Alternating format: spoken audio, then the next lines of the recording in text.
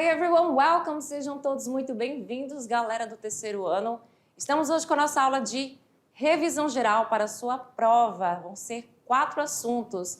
Vamos ver sobre o used to e as 3 primeiras aulas do present perfect. Aliás, as únicas 3 aulas do present perfect. Let's begin? Aula 14.1. E a gente tem a aula de revisão com esses assuntos que eu comentei para vocês, como vocês podem olhar aí. Agora a gente vai começar com a aula do used to, que teve o título de Unlocking the Past.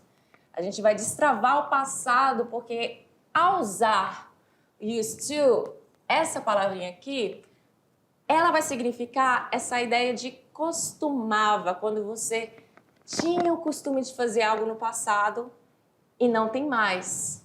Examples of used to in the present and past.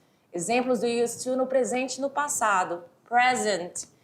I used to practice yoga twice a week, but now I don't have much time. A gente tem aqui uma frase que fala, que usa a construção do used to e perceba, é uma frase na afirmação, portanto, você vai usar essa palavrinha como toda. O de, ela vem. Eu estou relembrando isso para vocês porque nas frases negativas e interrogativas, essa letrinha aqui, ela some, ela não existe. Então, você só usa ela nas frases afirmativas. E você lê used to. Você nem pronuncia esse D e você junta todas essas duas palavras. Então, a tradução dessa vai ser: eu costumava praticar yoga 2 vezes na semana, mas eu não tenho muito tempo. Então, assim, era uma coisa que ela costumava fazer, por exemplo, ainda esse ano. Mas nos últimos tempos ela não está, nos últimos meses ou semanas ela não está tendo muito tempo para isso. Para falar sobre algo lá no passado, assim, uma coisa que você já nem tem mais aquela idade, você era criança ou mais jovem, enfim. When I was a kid, I used to love playing outside with my friends. Quando eu era criança, eu costumava brincar lá fora com os meus amigos. E para falar de profissão também, olha só. Before becoming a teacher, she used to work as a car mechanic. Antes de ela se tornar professora, ela costumava trabalhar como mecânica de carro. Então perceba que todas as ações que a gente comenta aqui, porque a gente tem a questão do costumava, que é o used to, mas temos a ação principal aqui, que é o practice. Aliás, a ação que ela costumava fazer, que é praticar. E aqui, amar, e aqui, trabalhar, todas elas vindo na sua forma base do infinitivo sem o to, porque o to já está aqui, né, gente? Então não precisa colocar ele. Muito bem? Vamos entender um pouco mais sobre o used to e o would. Essa palavrinha aí que faz parte dos verbos modais. Vamos entender um pouco, a gente pode fazer o uso desses dois intercambiável, de uma forma intercambiável, porém em situações de quê? Com verbos de ação e que aconteciam com uma certa frequência. Você pode usar tanto used to quanto would para essas situações.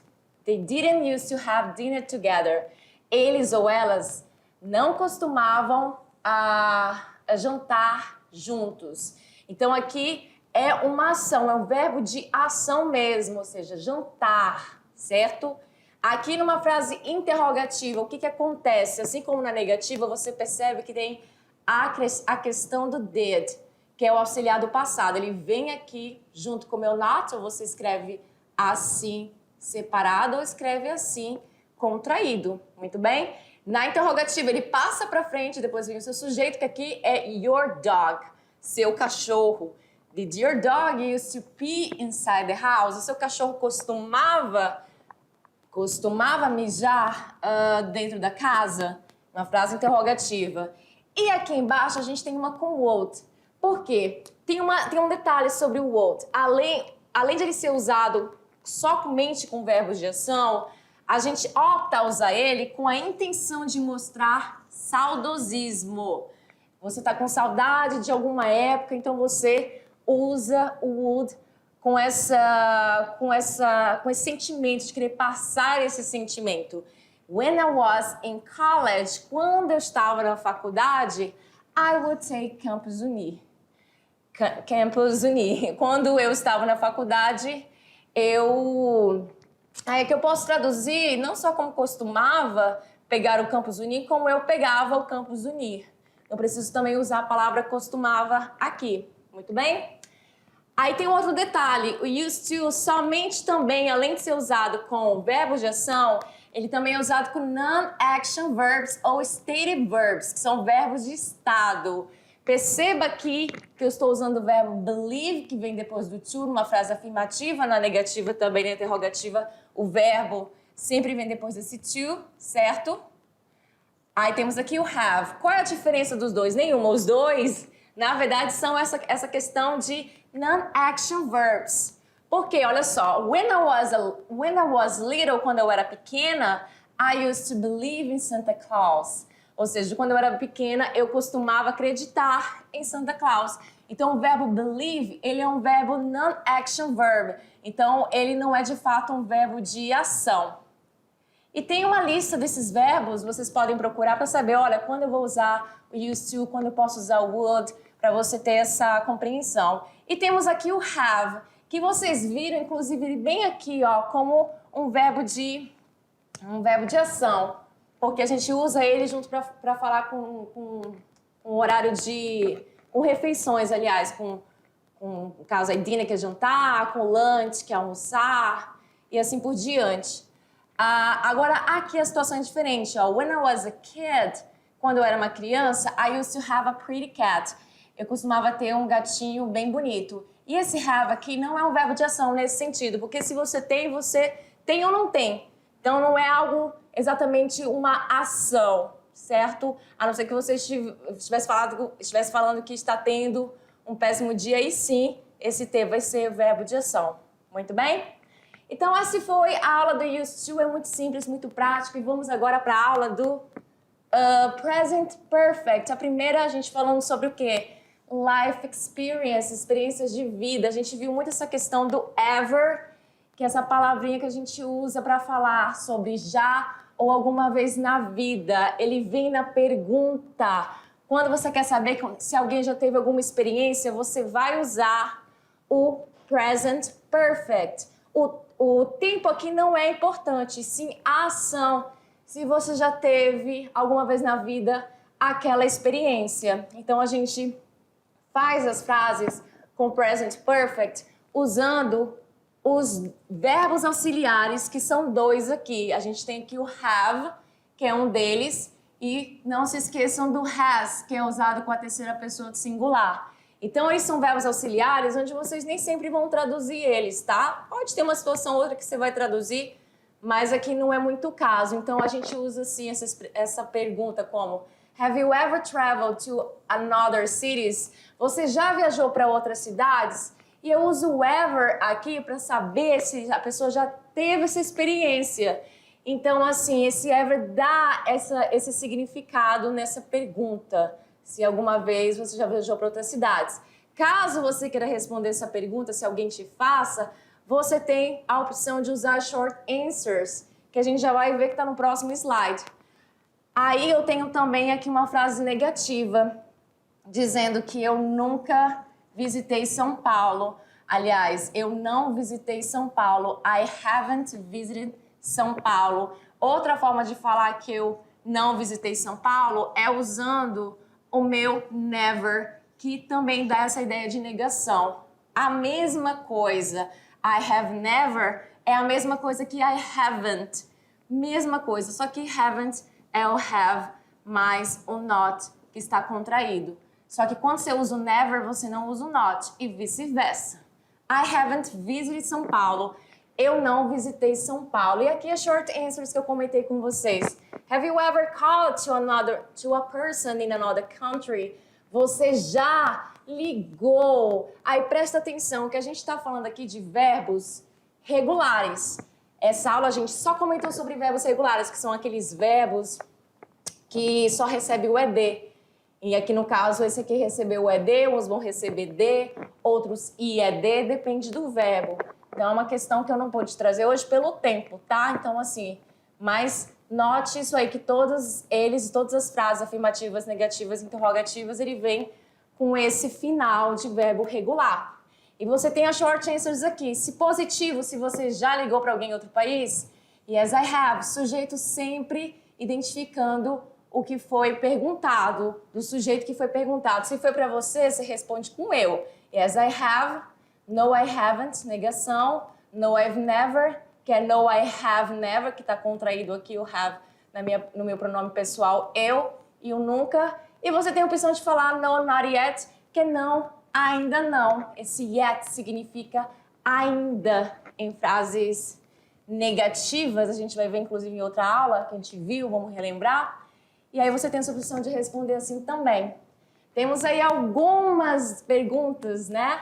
A gente já viu aqui essa do Cities. Have you ever watched 8K TV? Você já assistiu a TV em 8K? E essas duas a gente já viu ainda agora. Então fica assim na nossa primeira aula de Present Perfect. E na segunda aula sobre o Present Perfect, que a gente aborda mais situações, porque na primeira a gente falou muito dessa questão de have you ever, e as respostas, as experiências que você já teve. E aqui a gente vai falar sobre o quê? Aqui nesta aula a gente vai falar sobre verbos irregulares e essa questão do been e do gone. Quando você quer saber se alguém já foi ou já esteve em algum lugar ou alguma situação, você usa essa estrutura de have you ever been. Isso quando você está perguntando para alguém. Agora, se você quer perguntar de outra pessoa, aí vai mudar o sujeito. Has she ever been? Has he ever been? Ou seja, ele já esteve, ele já foi. E aí você tem aqui as situações. Quais são? A primeira situation é esta aqui. Have you ever been to the museum? Você já foi ao museu? Ou então posso só falar sem o ever, sem o ever. Have you been to the museum? E aí a minha ideia é que muda, que minha ideia não vai ser se eu já fui ao museu, e sim se eu fui ao museu, porque a pessoa está olhando para mim, porque esse been a gente usa quando alguém foi, mas já voltou. Eu quero saber se a pessoa esteve lá no museu. E aí ela pode me responder. Yes, I have already been there. Sim, eu já estive lá, com essa palavra already, que significa já. Em frases afirmativas. Ela também é usada em frases interrogativas. Lembra? Ela é usada em frases interrogativas com o sentido de você demonstrar surpresa que uma ação já esteja findada, ou que você já fez alguma situação, a pessoa não esperava. E ela usa o already na pergunta para dar essa entonação. E aí na negação, no, I haven't been there yet. Ou seja, não, eu não estive lá ainda. Eu coloquei esse ainda aqui porque esse yet, ele é usado tanto em frases negativas com sentido de ainda e também em frases interrogativas, mas com o sentido de já, assim como o already, assim como o ever. Só que o ever é se você alguma vez na vida fez. O already, em frases interrogativas, é basicamente você demonstrando surpresa. E o yet, em frases interrogativas, é apenas você quer saber se a pessoa já fez aquilo que você esperava que ela fizesse. Muito bem? Aí a gente tem aí mais parte dessa aula que a gente usa o present perfect em repeated actions, em ações repetidas. Acontecem em um período não específico entre o passado e o agora. Porque no presente perfeito, a ligação entre o passado e o presente ela é fortíssima. Então, assim, você fala sobre ações que iniciaram lá no passado, mas tem uma ligação com o presente. Então, olha só, Pedro has left the room many times. A gente tem aqui a questão do left, que é um verbo no particípio passado, que vem do verbo to leave. E aí, nesse caso, você usa o particípio passado, que no caso aqui não tem ED, porque são verbos irregulares, assim como been. To be passa para been como verbo irregular. Por isso que eu usei ele dessa forma e não desta. Muito bem? E aí a gente usa a questão do many times, ou então once, uma vez, twice, duas vezes. O que é isso? A frequência de quantas vezes o Pedro saiu da sala. Então, a gente também fala sobre frequência no presente perfeito. Aí a gente tem essa questão aqui do been e do gone, que foi comentada na nossa aula, a diferença deles. Porque, sim, é algo que há muita confusão. Mas se você parar para pensar, olha só, o been é que você esteve no local e você não está mais lá. O gone é que você foi para um local e lá você permanece, você não retornou. Anna and Bruno have been to Canada twice. A Ana e o Bruno, aí o have porque eu estou falando de duas pessoas, então é plural. Eu uso have. Se fosse só o Bruno, eu usaria has. Mas a gente está falando de duas pessoas. Então, Ana e Bruno have been to Canada twice. Ana e o Bruno estiveram no Canadá duas vezes. Ana e Bruno have gone to Canada. Ou seja, ponto final. Ana e Bruno foram para o Canadá e lá ainda permanecem. Ou seja, eles foram no passado, em algum tempo no passado, que não é específico, aqui a gente não especifica tempo, tá? No present perfect não tem tempo específico, e lá eles permaneceram. Aí as frequency words que nós vimos na nossa aula, several times, diversas vezes, many times, muitas vezes, once, uma vez, four times, quatro vezes, twice, duas vezes, e assim por diante, com 3 e 5 vezes. E a última aula que a gente vai comentar hoje, aula 13, What have you done this month? O que você tem feito este mês? Porque nesta aula a gente vai falar de algumas situações com present perfect. É usado quando queremos falar de ações realizadas durante o período que ainda não terminou, aí a gente usa o present perfect. Por exemplo, I haven't slept today.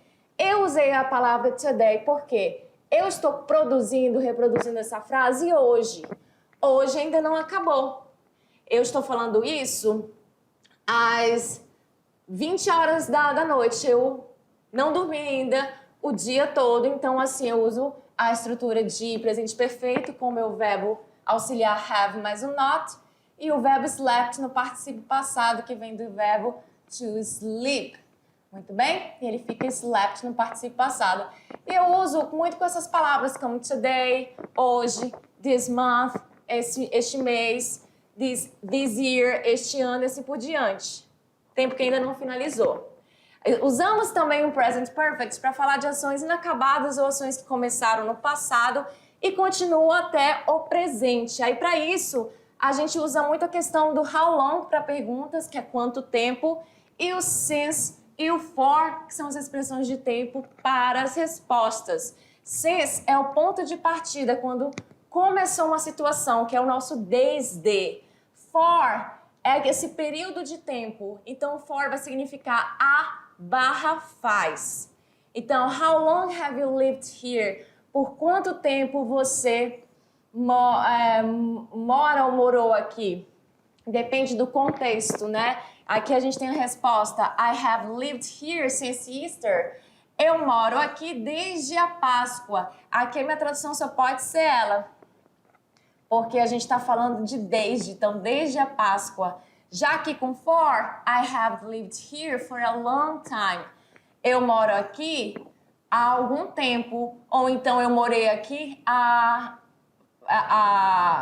Aliás, eu moro aqui faz algum tempo ou eu morei aqui há algum tempo. Isso depende muito do contexto. Você pode traduzir tanto para presente ou como se fosse presente simples ou passado simples, porque tem essa confusão, né? Entre o passado simples e o presente perfeito. Então, na outra situação, a gente tem ações recém-completadas, quando a gente usa o just, que é o nosso famoso acabar de. Então, a gente usa o just para falar de ações recém-completadas. I have just left my shopping bag behind. Eu acabei de deixar, meu verbo no particípio passado, minha sacola de compras para trás. E aí, para finalizar, a gente tem aqui essa diferença entre o simple past e o present perfect. Entenda que o simple past é uma ação concluída, que já passou, ele fala muito do tempo, um tempo findado. I have studied foreign languages for 10 years. Eu estudo línguas estrangeiras. Perdão, eu estudei, a tradução aqui está errada. Eu estudei línguas estrangeiras há 10 anos. Já foi. Eu usei o for aqui, que eu posso também usar no meu passado simples. E fora... Opa, perdão. É porque tá errado. Tá errado aqui. A teacher se confundiu. Na verdade, gente, essa frase aqui... Opa, já deu uma doideira aqui. Essa frase aqui, ela é do present perfect. Coloquei aqui a informação errada. Essa é pra cá e essa é pra cá, tá? Por isso que na hora eu vi que tinha algo errado. Então, vamos voltar aqui. Simple past. Esta é a frase do simple past. Essa aqui, ó, com essa estrutura. Por quê? Eu, sujeito, study, que é o meu verbo principal no passado, aquela questão do ED, porque é um verbo regular, e o meu complemento. Então, eu estudei línguas estrangeiras por 10 anos, tá? Aí aqui no caso é o simple past, tá? Simple past. Gostaria de ter visto isso antes, mas acabei vendo só isso agora. E aqui vai ser o present perfect, tá? Só que tem um detalhe. Perfect. Só que tem um detalhe. Pera lá. Não só o nome tá errado, na posição errada, como essa situação também. Ação concluída é o simple past. A ação continua até o presente é o present perfect. Tudo bem? Não confundam, isso aqui foi um erro do slide, tá bom? Então é isso aí. Temos I studied foreign language for 10 years. Eu estudei línguas estrangeiras por 10 anos, já foi. Eu uso for também no simple past. E I have studied foreign languages for 10 years. Eu estudo línguas estrangeiras há 10 anos, porque essa ação continua até o presente, começou lá no passado. Ficou uma confusão aí, mas deu para entender, não deu? E seguir as nossas referências e não se esqueçam, hora da sua avaliação. That's it for today, folks. Por hoje é só, pessoal. See you next class. E eu espero que vocês tenham uma good test. Boa prova. Bye, bye.